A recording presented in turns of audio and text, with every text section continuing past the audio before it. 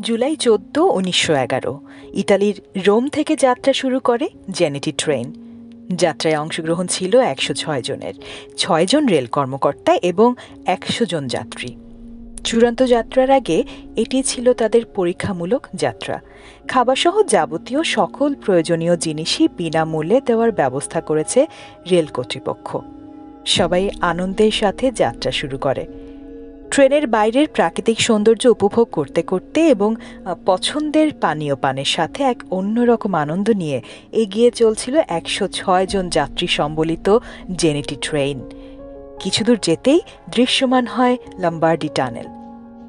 কিন্তু লম্বার্ডি টানেলের ভেতর প্রবেশ করলেও বাহির হতে আর দেখা যায়নি জেনেটি ট্রেনকে।